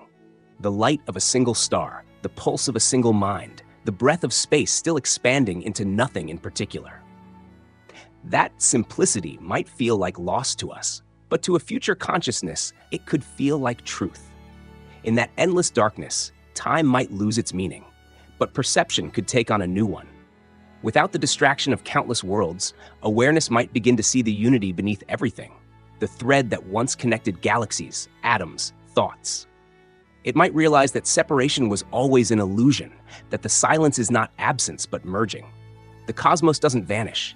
It becomes whole again, seamless, continuous, without borders. So maybe the night sky of the future won't be empty after all. Maybe it will hold something quieter, subtler, but infinitely profound. The recognition that even when every light fades, the space between remains. The same fabric that once carried galaxies still exists, even without them.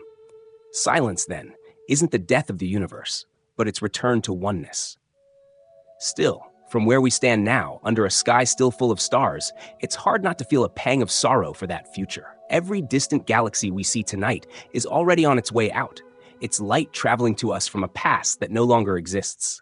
We're catching the last echoes of a cosmos that is already beginning to forget itself.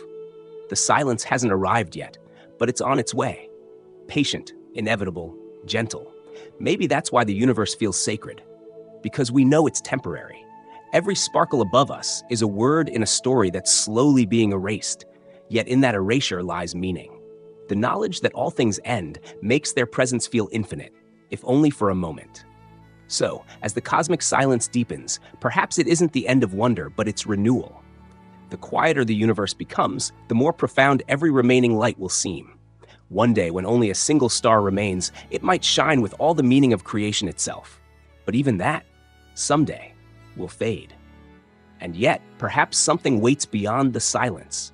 Something that doesn't depend on light or matter or even time. Maybe in that stillness, something new will begin to awaken, born not from the physical, but from perception itself. There's a strange resemblance between the way the universe moves towards stillness and the way the mind seeks balance. Both are restless at first, alive with contrast, full of tension and surprise. Then, slowly, they begin to settle, finding rhythm in repetition, comfort in symmetry. Perhaps that's not coincidence. Perhaps the vast silence of the cosmos is not just a physical process, but also a reflection, a mirror held up to consciousness itself. In the mind, awareness depends on difference. It's the tension between one thought and another that creates clarity, the flicker between light and shadow that gives shape to what we see. When neurons fire in intricate patterns, Consciousness blooms like a constellation. Each signal, each pulse, a tiny spark in a living sky. Yet when those differences fade, when every signal becomes uniform, awareness begins to dim. The mind enters sleep, a gentle descent into the even hum of sameness. It doesn't vanish completely, it dreams. Perhaps the universe is doing the same. From the fiery chaos of its birth to the measured stillness of its maturity, it has been moving toward equilibrium, smoothing the wrinkles that once gave it structure. In the same way the mind transitions from wakefulness to slumber, the cosmos may be drifting into a deeper state. Not dead, but dreaming. Its galaxies dim like neurons entering a synchronized rhythm, their individuality dissolving into a shared pulse that spreads across space-time. Neuroscientists have observed that when the brain enters deep sleep, its activity doesn't disappear, it simply shifts. The endless chatter of thought gives way to slower waves, long, rhythmic oscillations where the boundaries of self blur. Time becomes liquid, memory unmoored. The self retreats into stillness, but within that stillness, patterns form, subtle and strange, the foundation of dreams. Perhaps the universe, too, is entering its own slow-wave sleep. Its contrasts, heat and cold, light and dark, energy and emptiness, are fading into a single, steady vibration. From that perspective, the cosmic uniformity scientists worry about might not be decay at all, but transition. Maybe creation was the universe's moment of waking, its first realization of difference, its first thought. Back then, it burned with the energy of awareness, every particle bursting with motion, every fluctuation a spark of curiosity. Galaxies formed, stars ignited, life arose, a chain of awakenings unfolding across billions of years. But awareness, like everything, cannot stay sharp forever. It tires, softens, returns to the calm it came from. The great structures of the universe, the galaxies and clusters that once blazed with life and light, are beginning to drift apart, their distinctions blurring. The cosmic mind is closing its eyes. Still, sleep is not absence. When we dream, the boundaries of time and identity dissolve, yet something persists, the observer, the silent witness. In the same way, the universe's approach to uniformity may be its way of turning inward. When it no longer needs to differentiate, it can finally rest in the wholeness it always was. What we call heat death might be, from another perspective, the moment when the cosmos remembers itself as one. There's a quiet beauty in that thought. It suggests that consciousness and the cosmos are reflections of the same principle, difference giving rise to awareness and awareness returning to unity. The mind experiences this every night, on a small scale. It creates worlds, lives, entire universes within itself, then lets them fade into the blank canvas of sleep. The cosmos, on its grand scale, might be doing the same, living, expanding, diversifying, until it can finally let go. In this light, the universe's increasing sameness isn't something to fear. It's a natural part of the rhythm that underlies everything: creation and dissolution, awakening and rest. The expansion that now pulls galaxies apart might not be destruction, but relaxation, a great exhalation after eons of tension. When consciousness tires of differentiation, it seeks equilibrium, not to end itself, but to renew itself. Maybe that's why, on a human scale, we find peace in stillness. The quiet moments between breaths, the silence after a storm, the weightless pause before sleep, they mirror something deeper, something cosmic. The desire to return to unity, to be part of something undivided. Our own brains, after all, are made of stardust, carrying the same fundamental rhythms as the universe. When we rest, perhaps we echo the resting of galaxies. When we dream, perhaps we glimpse what the universe dreams. Could awareness itself be the universe's way of experiencing its own becoming? If so, then our consciousness, our thoughts, feelings, stories are not accidents but continuations of that cosmic process. Every neuron firing, every heartbeat, every moment of wonder is a tiny reenactment of the universe awakening to itself. And when the universe grows quiet, when its structures dissolve into sameness, maybe consciousness doesn't vanish. Maybe it expands, diffusing across the infinite calm like mist, present everywhere, felt nowhere.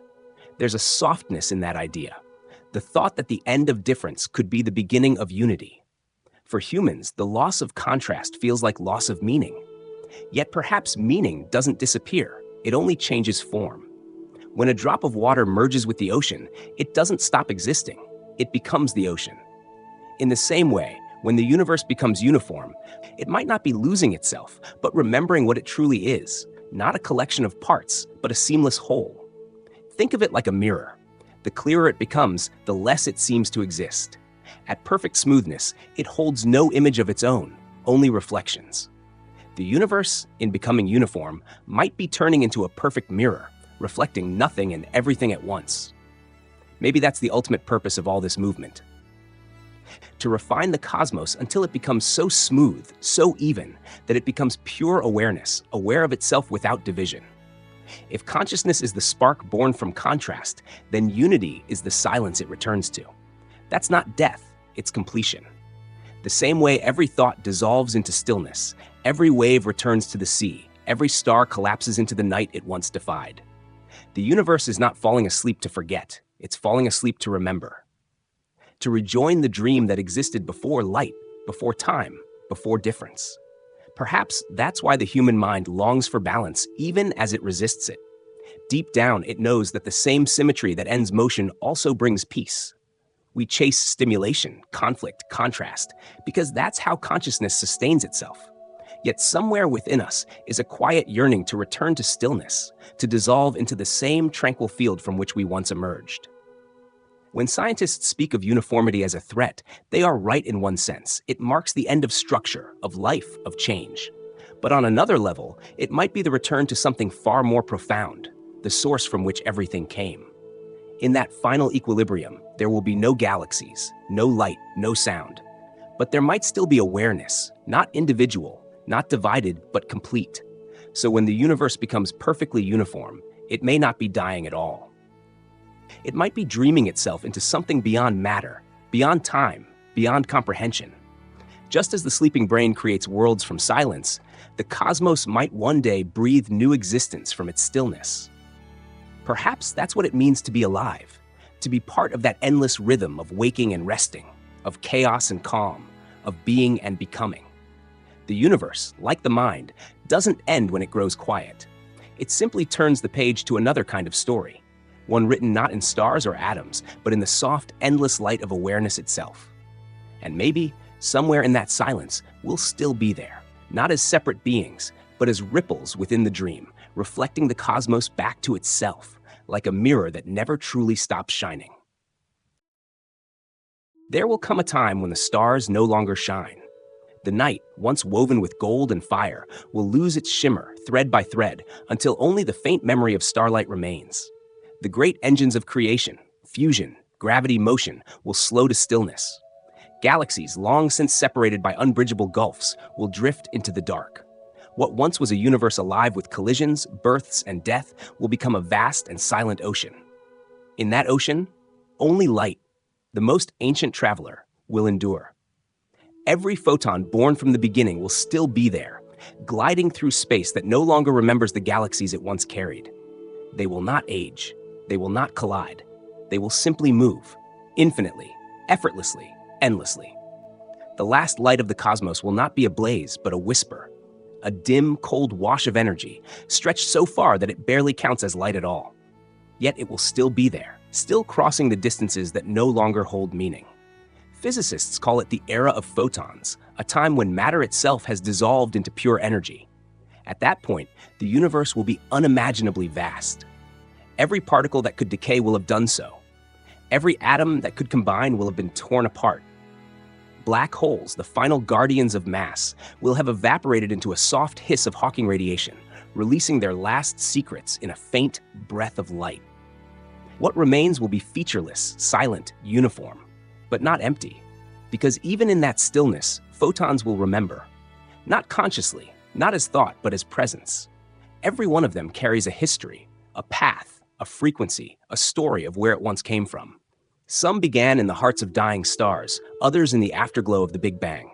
Together they form a ghostly archive of everything the universe has ever done. A library without books, written in wavelengths too faint for eyes that no longer exist. The last light will not fade in the way we think of darkness. It will spread thinner, quieter, until it becomes impossible to tell one photon from another. The cosmos will become uniform, not because it is void, but because everything within it will have blended into the same gentle hum. Like the final note of a song stretched beyond hearing, it will seem to vanish, but its vibration will continue, beyond perception, beyond time. What's haunting about this image is that even as individuality disappears, memory persists. Each photon carries the fingerprint of its origin, a remnant of chaos, of difference. In that sense, the final universe will be both completely even and infinitely layered. Every wave of light will overlap with every other, merging into a single, boundless resonance. Somewhere within that resonance, the echoes of every heartbeat, every starburst, every thought that ever existed will still be there. This isn't just poetic metaphor, it's a quiet truth of physics. Energy cannot be destroyed. It transforms, disperses, evolves, but it never ceases. So the photons that outlive everything else will carry the distilled essence of reality. The spark that once burned in stars, the energy that once powered the beating of wings, the firing of neurons, all of it will still exist in that ocean of faint light. It will no longer have form or voice, but it will remain as rhythm, the ultimate echo. Perhaps this is what the universe has been moving toward all along, a kind of purification, the shedding of weight, structure, difference, until only light remains. It's almost as if creation itself has been a long exhalation toward simplicity. In the beginning, there was nothing but energy, pure and dense and bright. Over billions of years, that energy condensed into matter, into stars and worlds, into beings that could see and feel. Then, slowly, it began to dissolve back into light again. The journey from formlessness to form and back again, an endless cycle of becoming and release. The last light, then, isn't tragedy, it's return. The universe will have come full circle, from the chaotic brilliance of the Big Bang to the calm equilibrium of its own reflection. The photons that remain will be everywhere at once, unbound, unbroken, free. Each one identical to the next, yet carrying within it the infinite diversity of its past. In their sameness lies the sum of everything that has ever been. There's something strangely tender in that idea, that even when all structure is gone, the essence of creation endures, not as matter, not as motion, but as presence, a subtle shimmer across eternity. When we speak of death, we often think of endings, of erasure. But maybe the universe doesn't end. It just transforms into a quieter version of itself. The noise of galaxies fades, but the tone of existence lingers, soft and steady. For a moment, try to feel that. Not think it, but feel it. The slow diffusion of everything you've ever known, merging into the same field of endless light. The distinction between here and there, self and other, dissolving into the same calm radiance. It isn't loss, it's release. A long sigh after an eternity of holding. The last light will be that sigh, the universe's final breath, drifting outward forever. And maybe, just maybe, within that sea of photons, there will still be patterns. Faint ripples where once there were galaxies, tiny variations born from memory itself. Those ripples might never fade completely. Like the faintest waves on an infinite ocean, they could carry the trace of everything that ever happened. Perhaps somewhere within that glow, the story of our world still lingers, encoded in the soft geometry of energy. The laughter of stars, the warmth of suns, the silence of black holes collapsing, all still there, translated into light. It's humbling to think that the same photons we see tonight, the ones streaming from distant galaxies, are already part of that future. They'll outlast us, outlast our planet, even our galaxy. Long after all matter is gone, those same photons will still be traveling, carrying with them the whisper of now. Every moment of our existence is already immortal in that way, written into the movement of light. Perhaps that's what eternity really is, not time without end, but presence without form. The last light won't shine for anyone, won't illuminate anything, but it will be. It will exist simply because existence itself cannot stop. The difference between being and not being will vanish, leaving only continuity. Not a story, but the quiet hum beneath all stories. So when we think of the final universe, that sea of endless sameness, maybe we shouldn't see it as bleak. Maybe it's the ultimate peace. The moment when everything, after all its struggles and fractures and explosions, simply becomes whole again. The photons will drift on, eternal, indifferent, yet carrying within them the memory of creation. Every galaxy, every planet, every living thing, distilled into a single glow that fills all space equally. In that glow, nothing moves, nothing changes, yet everything that ever was still echoes. The universe won't forget itself. It will remember perfectly. Every heartbeat, every supernova, every whisper of thought, all encoded in light, forever traveling, forever merging. The great story of existence will not vanish into darkness. It will fade into brilliance too subtle to see. And maybe, just maybe, that brilliance is what binds everything together. Every moment of birth and death, every flicker of consciousness, every photon ever released, all part of a single, unending pulse. The last light is not an ending, but the reminder that even as the universe fades, it never truly leaves. It just becomes what it has always been: pure light, pure memory, pure being. Long after the stars have vanished and the galaxies have fallen silent, the universe will seem to rest in perfect calm. Every motion stilled, every difference smoothed away. Yet beneath that calm surface, something will remain. Not visible, not tangible, but present all the same: the faint memory of chaos. The universe may appear to have forgotten its wild beginning, but physics has a quiet rule. Information cannot be destroyed. Every fluctuation, every burst of energy, every pattern that ever formed still lingers somewhere, written into the fabric of existence like invisible ink. At first glance, that idea feels impossible. How can memory survive when there is nothing left to remember it? But nature has always been a master of subtlety. Even as matter dissolves into light, even as time stretches into near stillness, traces endure. They're hidden in the faintest shifts of energy, in the tiniest differences between one photon and another, in the quantum fields that continue to ripple across space-time. To us, it would look like perfect uniformity. To the universe itself, it would still be a song, every note of creation still vibrating, too softly for any ear to hear. Imagine the early universe, filled with chaos, explosions, collisions, the roar of expansion. Out of that turmoil came structure, the cosmic web, the galaxies, the stars. Each event, each interaction, carved a mark into the universe's quantum memory. Those marks didn't vanish when their sources faded. They simply diffused, stretched, transformed. Over billions of years, the record of everything that ever happened spread wider and thinner, encoded in the way energy moves, in the statistical fabric of reality. The surface became smooth, but the depth, oh, the depth, remained infinite. This is what scientists mean when they say information cannot be lost. It doesn't need to be stored in books or particles or memories. It's woven into the correlations of the universe itself, the delicate balance between what is and what was. Even in a featureless sea of photons, those correlations persist. Every particle, every quantum field carries echoes of everything else it has ever touched. The cosmos might look quiet, but beneath that quiet lies a density of memory so vast it defies comprehension. Perhaps the stillness we see is only the skin of something endlessly complex. Like a calm ocean hiding the turbulence below, the uniform universe could be humming with microscopic structure, not in space or time, but in the relationships between all things that have ever existed. To an observer made of stars and atoms, that hum would be imperceptible. But to the universe itself, it would be everything. A record of chaos preserved in order. There's something poetic in that. Chaos isn't truly gone. It has simply matured. It no longer shouts, it whispers. Every law of nature that seems smooth is written atop layers of invisible history. Even entropy, that steady march toward equilibrium, doesn't erase. It transforms. It spreads differences so thin that we can no longer see them, but they're still there, woven into the background, persistent and eternal.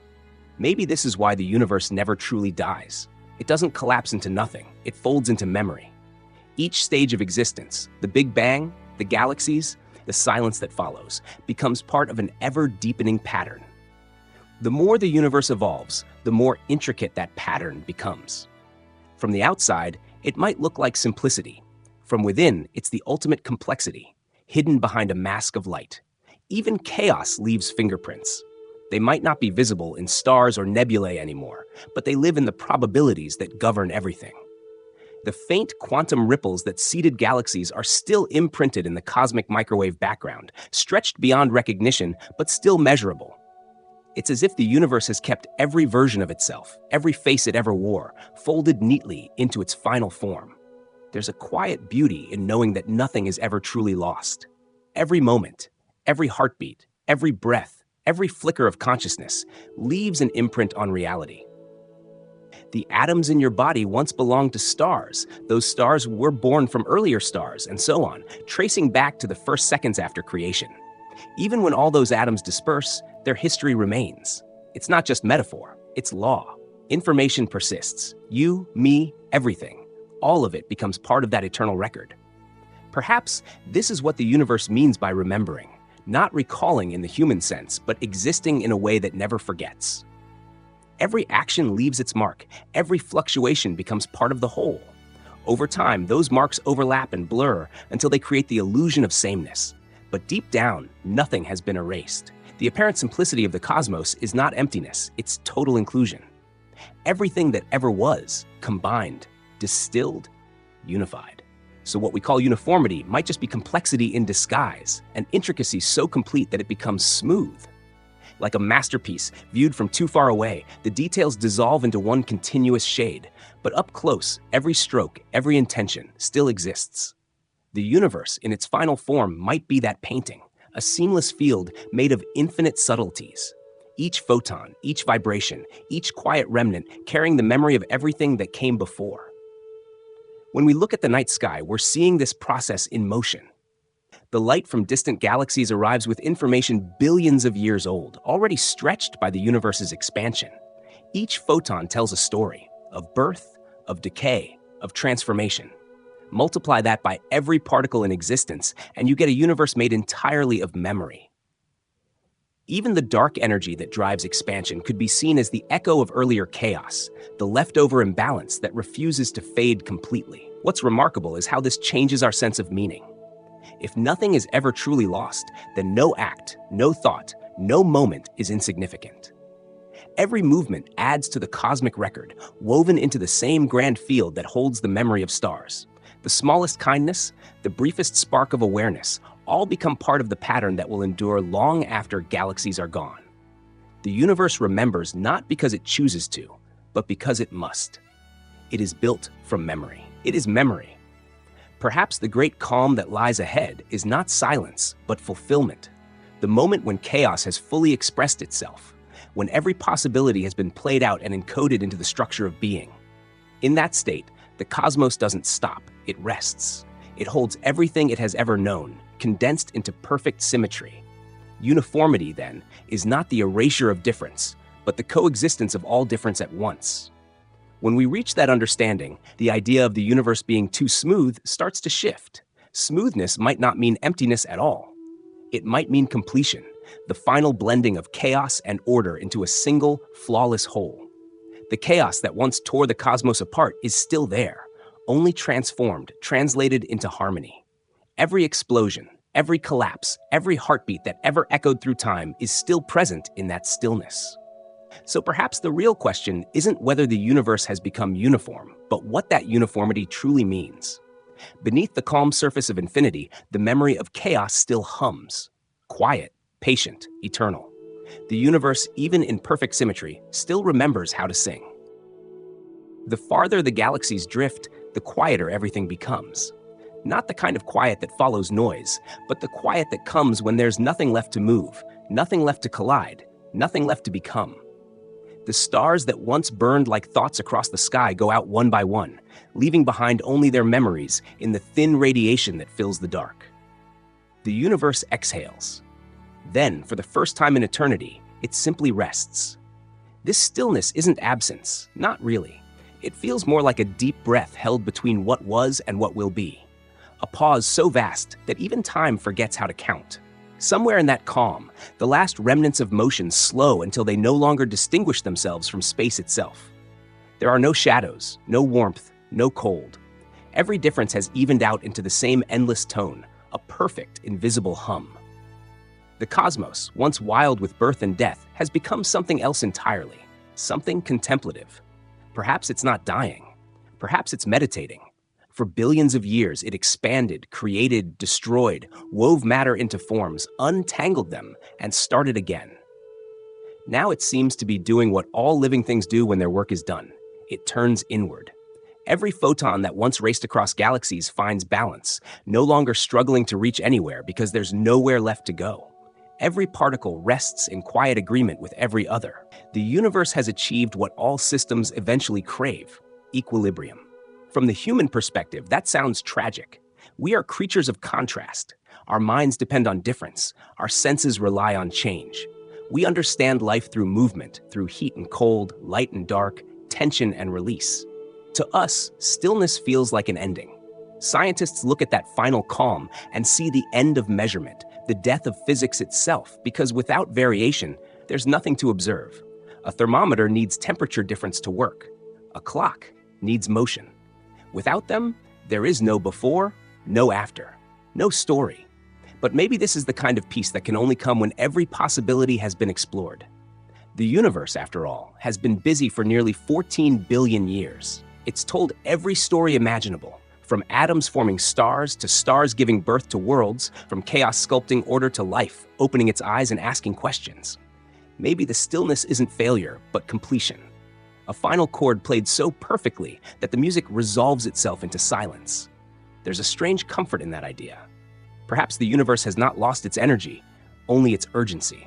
In the beginning, everything rushed outward in a fever of creation. Hydrogen became stars, stars became carbon, carbon became us.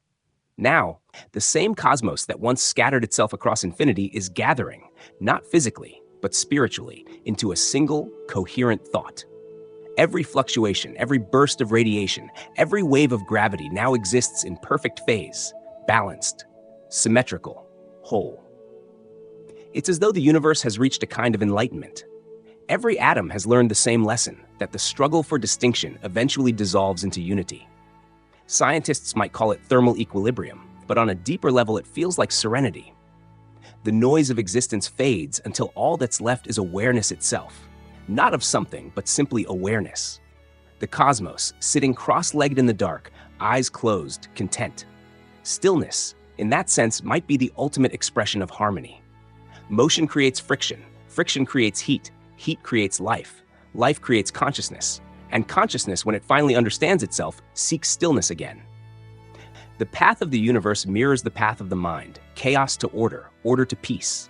The galaxies were its thoughts, scattered and restless. Now they have quieted. The stars were its neurons, firing in dazzling patterns. Now they've gone silent, not from exhaustion, but from knowing there's nothing more to say. Of course, for us, that peace can feel unbearable. We fear quiet because we live in noise. Our sense of meaning depends on movement, on the drama of contrast. We define beauty by asymmetry, progress by imbalance.